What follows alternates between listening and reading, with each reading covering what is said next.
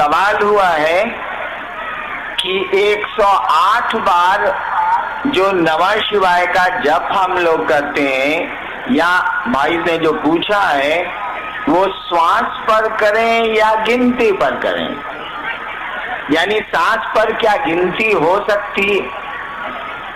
आप शांत चित्त होके बैठे तो मैं कोशिश करूंगा कि पहले यह समझ लें हम लोग कि 108 बार मंत्रों का जप बहुत पुराने समय से क्यों होता रहा है। 110 बार क्यों नहीं होता, 100 बार क्यों नहीं होता, 111 बार क्यों नहीं होता, ये 108 बार क्यों होता? या बहुत महात्मा जी लोगों के नाम के पहले लिखा जाता है 108 श्री फलाना, क्यों लिखा जाता? 108 का लिखा जाता है, 109 क्यों नहीं लिखा जाता? देखिए, हमारा देश आध्यात्म की दुनिया में विश्व का मार्गदर्शक रहा है। दुनिया इसके सामने झुकती रही है। कहा जाता है कि हिंदुस्तान के कण कण में अध्यात्म है, गुणीजन है, विज्ञजन है। हमारे यहाँ जो अंक का विज्ञान है, 1 2 3 4 100 तक जो आप गिनते हैं, अक्षर का जो विधान है हमारे यहाँ, क ख ग, अक्षर जिसका क्षरण नहीं होता है, जो हमेशा रहता है, परमात्मा को कहते हैं अक्षर। इन चीजों को भी आध्यात्म के धरातल पर ही जोड़ा गया था। बाद में लौकिक जगत में ये चीजें चली आई। सोचा गया कि इस पूरी दुनिया में जितने प्राणी हैं, जो भी चीजें हैं, वो किसी जगह से जुड़ी हुई हैं, समय से जुड़ी हुई हैं। समझिए इसको, कोई भी आदमी है वह किसी जगह और समय से जुड़ा होता है। वो पैदा होता है, मरता है, यानी समय से जुड़ा हुआ है। उसकी गणना आप कर सकते हैं कि इस तारीख को जन्म हुआ, इस तारीख को उसकी पुण्यतिथि होगी, वह स्वर्गवासी हो गया। गणना हम लोग करते हैं। नियम है कि जो जन्मेगा सो मरेगा। यो आगच्छ सो गच्छ, जो आता है सो जाता है, जो आता नहीं वो जाएगा नहीं। और यही कारण है कि आप शिव का जन्मदिन नहीं मनाते। हम लोग रामनवमी मनाते हैं, हम लोग कृष्णाष्टमी मनाते हैं, हम लोग बजरंगबली का जन्मदिन मनाते हैं, किंतु शिव का नहीं मनाते। शिव के विवाह का दिन मनाते हैं। हम लोग शिवरात्रि मनाते हैं। क्यों? हम लोग स्थिति मनाते हैं। हम लोग को, आपको ये पता ही नहीं है कि शिव कब जन्म लिए थे, शिव का जन्म कब हुआ था। हम लोगों को मालूम है वह शंभु है, स्वयंभू है, खुद अपने को सृष्टि किया है उसने। उसकी कोई तिथि नहीं है, उसके कोई जन्म की हमको आपको सूचना नहीं है। यानी हमारे आपके जन्म का समय है, जाने का भी समय है। हम लोग समय से जुड़े हैं, हम लोग जगह से भी जुड़े हैं और जुड़े हैं हम आप पात्र। अब मैं शब्दों का चयन करता हूँ। कहा जाता है कि पूरी दुनिया, पूरा जगत स्थान, काल और पात्र से जुड़ा हुआ है। समझिएगा इसको, पात्र हम आप हो गए। हम आप किस किस चीज से जुड़े हुए हैं? स्थान से जुड़े हुए हैं और समय से जुड़े हुए हैं। कहा जाता है कि पूरी दुनिया, पूरा जगत, पूरे जीव स्थान, काल और पात्र से जुड़े हुए हैं। पात्र तो खुद हो गया वो। किया क्या गया? आज तो समय को हम लोग घंटा, मिनट और सेकंड में निकालते हैं। आप पंचांग देखिए, पहले के समय में समय को निकाला जाता था नक्षत्रों से। आज भी निकाला जाता है, पंचांग बनता है ना हमारा। 27 नक्षत्र होते हैं जिनपे एक सूर्य संचरण करता है, घूमता है। वो घूमता है यानी सूर्य नहीं घूमता है, सूर्य के चारों ओर नक्षत्र घूमते हैं, संचरण होता है। यानी समय की गणना हमारे भारतवर्ष में शुरू हुई थी नक्षत्रों से। कहा जाता है 27 नक्षत्र हैं, फिर वही घंटा घड़ी सब शुरू होता है। स्थान को कैसे आप पता लगाएंगे, कौन सी जगह में कौन सा मकान बनाए? हम लोग जब एसडीओ का इजलास करते थे या मजिस्ट्रेट थे, वकील साहब बहस करते थे, हुजूर ये जो घर है उसके पूरब में ये है, पश्चिम में ये है, उत्तर में ये है, दक्षिण में ये है, इसी जगह पे झंझट हो रहा है हुजूर वहां पर। यहीं पर 144 लगाया जाए या 107 लगाया जाए या मुकदमे होते जाए। यानी किसी जगह को निर्धारित करने के लिए आप चौहद्दी का प्रयोग करते हैं, 4 दिशाओं का प्रयोग करते हैं। दिशाएं तो 10 हो जाएंगी, लेकिन 4 मूल दिशाएं हैं, उन दिशाओं के बीच के कोण से दिशाएं 10 हो जाती हैं, लेकिन मूल दिशाएं 4 ही हैं, पूरब, पश्चिम, उत्तर, दक्षिण। न्यूज भी इसी से बना है, north, east, west, south. News जो आप कहते हैं, न्यूज पढ़िए, वो क्या है? North, east, west, south. अब समझिए इसको। समय को 27 नक्षत्रों में बांटा गया। 27 नक्षत्रों से समय की गणना होती है। स्थान को 4 दिशाओं में हम लोग इंगित करते हैं। स्थान के लिए 4 अंक ले लिए गए। समय के लिए 27 नक्षत्रों के 27 अंक ले लिए गए। दिशा के लिए 4 दिशाओं के लिए 4 अंक ले लिए गए। 27 हुआ आपका समय, 4 हुआ आपकी दिशाएं, ही आपकी दिशाएं। मंत्र का जप कौन करेगा? हम आप करेंगे नमः शिवाय, हम आप करेंगे राम रामायण नमः, हम आप करेंगे जो भी मंत्र हो। यानी पात्र तो हम हैं, हम बने हैं समय से, हम बने हैं स्थान से। आप लोगों ने बहुत देखा होगा, हमने भी देखा है, नौकरी ही मैं स्टेट की करता हूं। मोटरसाइकिल से 2 आदमी जा रहा, आगे वाला बिल्कुल बच गया, पीछे वाला वहीं मर गया दुर्घटना में। अगर इसमें से समय को चेंज कर दीजिए या जगह को चेंज कर दीजिए, मौत नहीं आएगी। या पात्र को बदल दीजिए, आसान नहीं है, नहीं बदला जा सकता। अगर मोहन नाम के आदमी को 10 बजे किसी एक स्थान पर, नाम मैं क्यों लूं, किसी एक स्थान पर दुर्घटनाग्रस्त होना है, तो मोहन के बदले 10 बजे सोहन को भेज दीजिए, दुर्घटना नहीं होगी। मोहन को उस समय उस स्थान से हटा के बक्सर भेज दीजिए, दुर्घटना नहीं होगी। यानी स्थान को, पात्र को, समय को, किसी को बदल अगर आप सकते हैं तो दुर्घटनाएं रोकी जा सकती हैं, सुघटनाएं रोकी जा सकती हैं, अच्छी बातों को भी रोका जा सकता है। मंत्र का जप कौन करता है? हम आप बंधे हैं समय और स्थान से। कहा गया कि 27 नक्षत्र हैं, 4 दिशाएं हैं, इसी से ना हम लोग जुड़े हैं। देखिए 27 और 4 को जोड़ा नहीं गया, क्यों? जोड़ दिए जाना चाहिए। मंत्र का जप हम करते हैं, 31 बार नमः शिवाय करेंगे, कहा कि ना, गलत हो जाए। क्यों गलत हो जाएगा?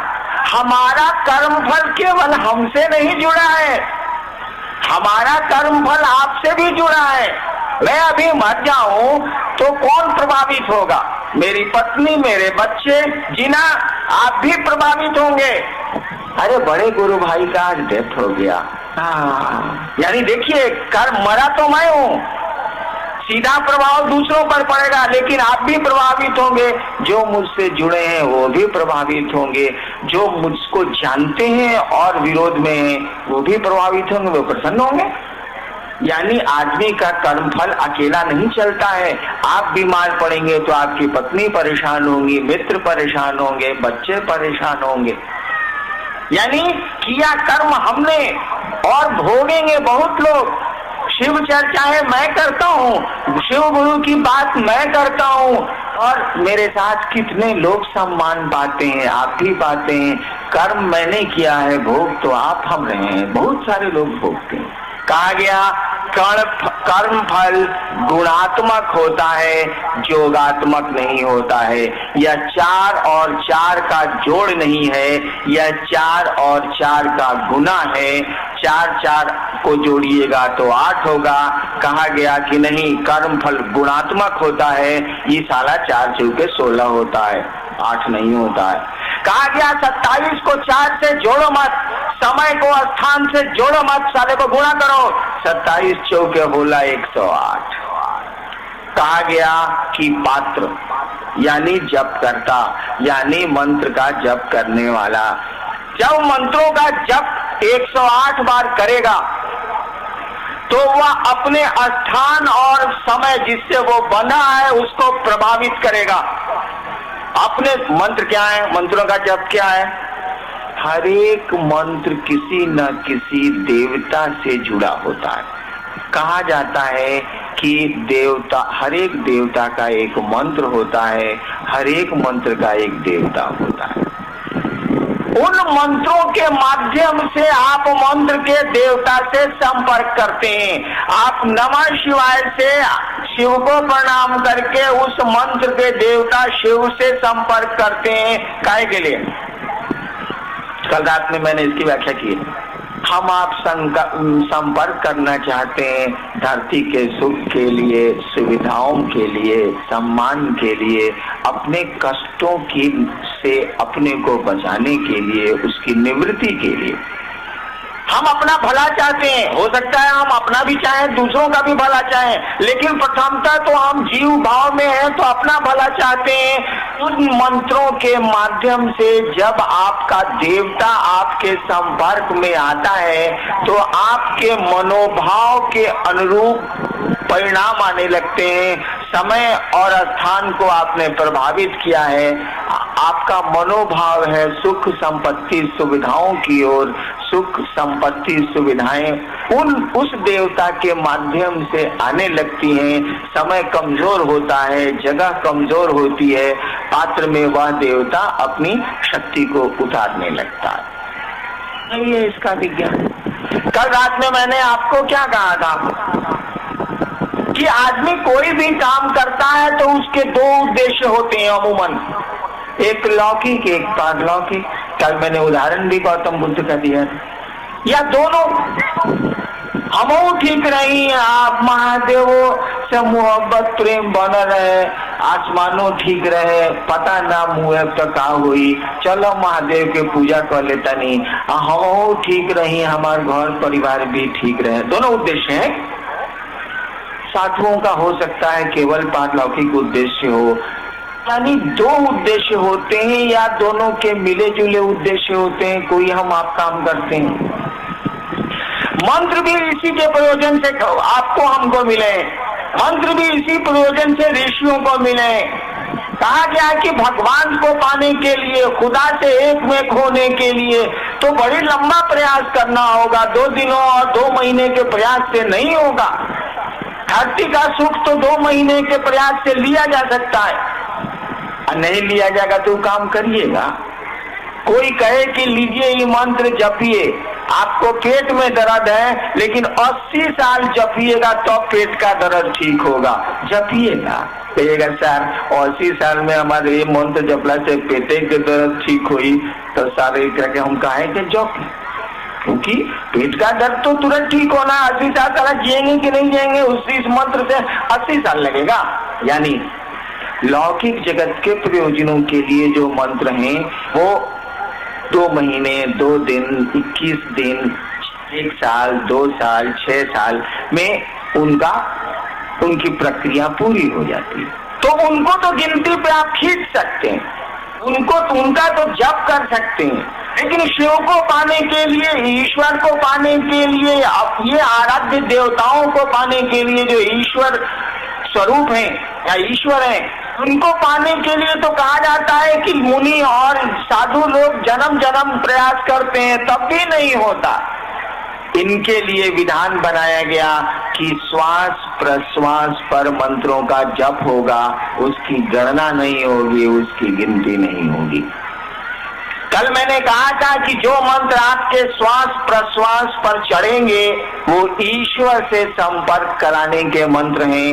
जो मंत्र सांस प्रश्वास पर नहीं चढ़ते हैं वो ईश्वर से संपर्क कराने के मंत्र नहीं हैं। उनसे शक्तियां प्राप्त की जा सकती हैं, दूसरी धरती की शक्तियां प्राप्त की जा सकती है, यहाँ तक कि त्रैलोक्य की शक्ति भी प्राप्त की जा सकती है। लेकिन ईश्वर के लिए जो साधन प्रयोग में आते हैं वो श्वास प्रश्वास की क्रियाओं के प्रक्रिया से ही आते हैं। जैसे नमः शिवाय मंत्र है, नमः चढ़ता है, शिवाय उतरता है। अच्छा एक बात बताइए, तो शिवाय काहे नहीं पहले चढ़ाते हैं, नमः क्यों चढ़ाते हैं आप? इसीलिए चढ़ाते हैं कि सांस की कोई देता है तो हमारी आपकी चलती है। कब ये इसका आना बंद हो जाए, हमारे आपके कंट्रोल में, नियंत्रण में नहीं है। ये सांस आ रही है, जा रही है, न आए तब क्या होगा? क्या कौन सा उपाय हम आप करेंगे? कुछ नहीं कर सकते हम आप। किसी को कहते हैं आदमी मर गया, सांस आ रही है, जा रही है, तो शिव को नहीं लाया जाता है, क्योंकि शिव की दया से, शिव की इच्छा से, शिव की कृपा से तो सांस चल ही रही है। सांस जब भीतर आती है तो प्रणाम लिया जाता है, सांस जब बाहर दी जाती है तो शिव को दी जाती है, क्योंकि पता नहीं फिर आए या ना आए, शिव को तो चली जाएगी। इसीलिए नियम बना हुआ है, नमः इनहेल होता है, नमः सांस जब भीतर आती है तो सामान करिएगा नहीं भाई आप, सांस जब भीतर आती है तो नमः आता है, सांस जब बाहर जाती है तो शिवाय को देखा जाता है जाते हुए, क्योंकि पता नहीं फिर आए अथवा ना आए।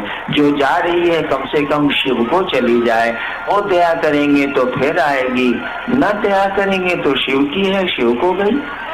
इसीलिए नियम बना हुआ है, नमः लाया जाता है पहले और शिवाय को सांस से बाहर किया जाता है। योग में भी ये नियम है, अहम जो है सो हम, सो पहले नहीं होता है, पहले अहम होता है। सांस जब निकलती है तो सोहम सह होता है, अहम सह करके होता है, क्योंकि वही परमात्मा है। सांस सह में चली गई, उसमें चली गई, सामने उसमें चली गई, देगा तो आएगी, ना देगा तो उसकी है, उसके पास रहेगी। यही इसका नियम। एक बात जान लीजिए, जब मैंने कहा कि गिनती तो धरती के काम के लिए होती है, कितना आप मंत्रों का जप गिनती पर कर सकते हैं? अरे भोजन खोजेंगे ना, कपड़ा खोजेंगे ना, परिवार देखेंगे ना, अपना काम देखेंगे ना, कितनी बार 108 बार आप जप कर सकते हैं? नहीं कर सकते। बाकी बहुत सारे काम है, लेकिन सांस प्रश्वास पर तो कोई काम करते नहीं आप, मंत्रों का परिचालन हो सकता है। और इसीलिए नियम बना हुआ है कि सांस प्रश्वास पर मंत्रों के जप की गिनती नहीं होती है, उनकी गणना नहीं होती। जो जिस भाई ने पूछा है कि सांस पर मंत्रों के जप की गिनती होगी अथवा न होगी, उत्तर है बिल्कुल नहीं होगी, हो ही नहीं सकती है। सांस पर मंत्रों के जप की गणना नहीं करनी चाहिए। सांस पर मंत्रों के जप का बेसिक नियम है, उसका कुछ फॉर्मूला, सांस की सामान्य गति पर मंत्रों का जप होगा, न तेज करनी है सांस, न उसको धीमा करना है, और उसकी गिनती भी नहीं होती है। सांस प्रश्वास पे तो मंत्रों के जप को आप जब लाएंगे तो ध्यान की भी जरूरत नहीं है, उसकी भी जरूरत नहीं। सांस प्रश्वास पर मंत्रों का जप नहीं होगा, मंत्रों का जब भी जप होगा तो माला पे होगा, उनकी गिनती जब भी होगी माला पे होगी, सांस प्रश्वास पर गिनती नहीं होगी। सांस प्रश्वास के जप को तो जप कहा भी नहीं जाता, उसके लिए शब्द होता है अजपा जप, ऐसा जप जिसको जपा नहीं जाए। अजपा जप का मानी ही होता है सांस प्रश्वास पर मंत्रों का आवागमन देखना, अनुभूत करना, उसको कहते भी नहीं है जप, उसको तो कहते हैं अजपा जप, ऐसा जप जिसको जपा नहीं जाए। इस प्रश्न का उत्तर हुआ। आगे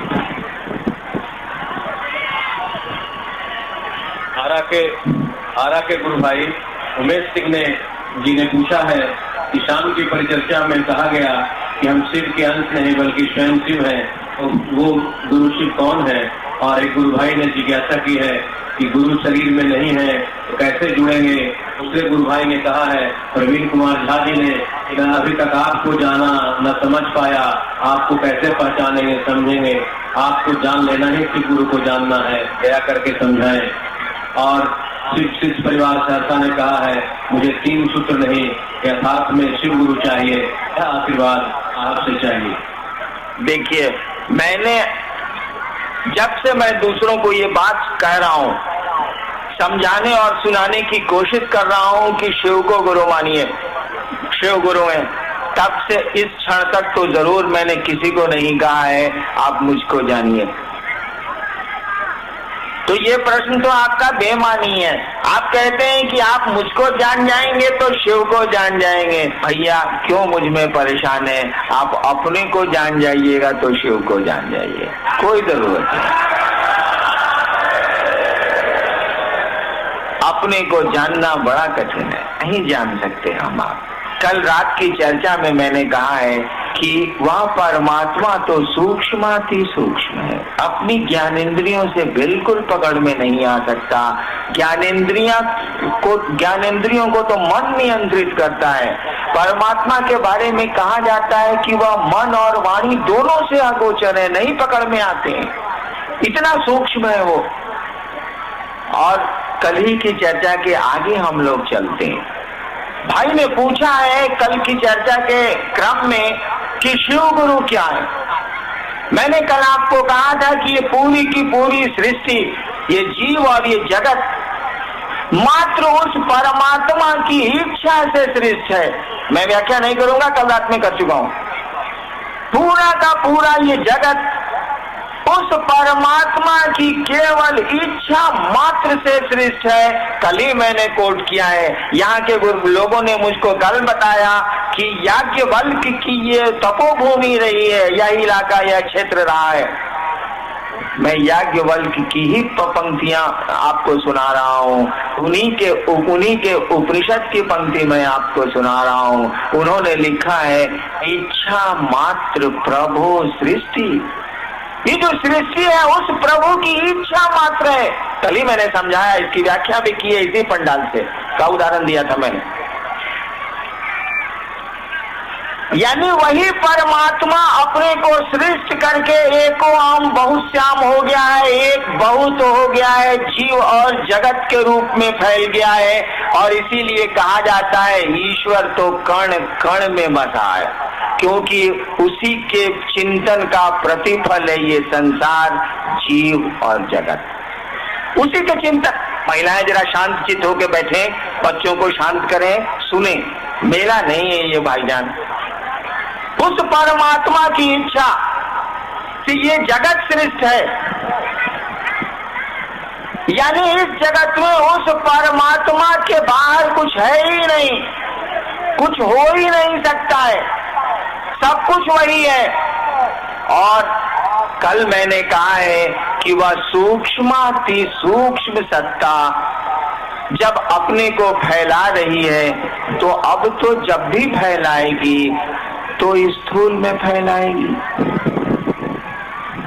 कल हमने कहा था कि गाछ के फुनगी पर केहू वो पहुंच गई बा और घसके के चाहता, चले के चाहता, तो ऊपर कहाँ जाई? तो फुनगिए पर बा, ससुरा के नीचे उतरे के पड़ी। कोई उपाय उसके पास नहीं, क्योंकि वह तो उत्तुंग शिखर पर पहुंच चुका है, फुनगी पर पहुंचल बाबू, अब कहने जाइए उतर पे पर चले के चाहिए तो उतरी, कोनो उपाय कर नहीं। वह परमात्मा जब अपने को संसार और जीव में फैलाना चाहेगा तो स्थूल ही की ओर ही चल सकता है, क्योंकि वह खुद ही सूक्ष्माति सूक्ष्म है। उससे सूक्ष्म तो कुछ होता ही नहीं है, तो सृष्टि कैसे करेगा वो? यानी जगत बन गया, जीव बन गया, हम लोग स्थूल हो गए, दिखने लगे, दिखते हैं। परमात्मा सूक्ष्माति सूक्ष्म है, मन से भी पकड़ में नहीं आता है। अब देखिए, जैसे इंसान बना, जैसे हम आप बने, हमारी आपकी क्या स्थिति है? हम समझते हैं कि हम चाहते हैं इसीलिए ऐसा होता है। हम समझते हैं कि हमने शिव गुरु की बात शुरू की तो इतने लोगों ने शिव को अपना गुरु माना। आप सोचिए तो जरा, ये हम कितनी देर तक हमारे साथ रहेगा? एक दिन हमारा सब कुछ यहीं रह जाएगा और हम आप ना रहेंगे, हमारे पूर्वज नहीं रहे हैं, चले गए वो। यानी उस दिन तो समझ में आए कि बात की आए थे दूसरे की इच्छा से, अब अपनी इच्छा से नहीं रह रहे हैं, जाना पड़ रहा है और चले। देर हो चुकी होती है, चला चली का बेला है, कहाँ वक्त मिलता है यह सोचने का कि कोई ले जा रहा है, समझ नहीं पाए कि किसी दूसरे की पकड़ हम पर आप पर है, नहीं समझ पाए। कहने का अर्थ हुआ कि वह परमात्मा जिसने जगत को सृष्टि किया है, हमारे आपके रूप में भी एक छोटा परमात्मा सृष्टि करता है। कल मैंने कहा है कि परमात्मा ने जितना कुछ बनाया है, इंसान ने भी कम नहीं बनाया। जिस तरह से परमात्मा सृष्टि करता है, रखता है और पल प्रतिपल ये सृष्टि टूट रही है, जिस तरह उसकी इच्छा मात्र से सृष्टि की उत्पत्ति, स्थिति और लय का क्रम पल प्रतिपल चल रहा है, हमारी इच्छा से भी ये माइक बना है, ये शामियाना बना है, ये कपड़े बने हैं। जब तक चाहेंगे रखेंगे, जब मन करेगा हटा के तोड़ देंगे। देखिए, हम लोग भी छोटे मोटे परमात्मा के रूप में काम करते हैं। जाने को जाएंगे, लेकिन जब तक रहेंगे तब तक समझते हैं हम जे चाहे से करे, हम जे चाहिला से होला। ऐसे लोग नहीं हैं क्या? है, खूब है। हमारा आपका कर्ता मन नहीं समझता है कि ये कर्ता कर्म है, कर्ता तो कोई दूसरा कोई है। जिस दिन जाना होता है उस दिन, उस समय एक क्षण को समझ में आता है कि सब बेटा मेहरारू संपत्ति रहते चाहते कि रोही नहीं रहना पड़ता है, यहाँ से हम आप चले जाते हैं। यानी वह परमात्मा जो मूल करता है, कर्ता मन जो कर्म करेला, वह परमात्मा जो मूल करता है, इंसान के रूप में भी वह कर्ता के रूप में आता है। पेड़ के बीए से एक नया पेड़ निकला है, उसका अपना अलग अस्तित्व बनता है। लेकिन जब हम आप हारते हैं, जब जीवन का अंतिम क्षण आता है, या जब हम आप कोशिश करके थक हार जाते हैं, जब डॉक्टर्स ये कह देते हैं कि इनको ले जाइए घर, अब इनका इलाज संभव नहीं है, तो हमारा मन ये सोचने लगता है कि केने गेलथिन महादेव, केने गेलथिन भगवान, अगर मदद कर देते तो शायद मेरा जीवन बच जाता। यानी उस समय आपकी फुटानी, हमारी फुटानी खत्म हो जाती। हम किसी दूसरे के सहारे चले जाते हैं, सोचते हैं कि अब दुनिया के लोग मुझको नहीं बचा सकते। हमारी लाख कोशिशों के बाद भी जब हम कुछ अपने मन के अनुकूल नहीं कर पाते हैं, तब मेरा मन, आपका मन हारने लगता है, सोचता है कि कोई मदद कर देता। और जब दुनिया कहती है कि हम मदद की स्थिति में आपके नहीं हैं, नहीं कर सकते, सामर्थ्य नहीं है हमारे आपके पास, तब हम क्या करते हैं? ईश्वर को ढूंढते हैं, ईश्वर की ओर, उनसे प्रार्थना की स्थिति में आते हैं।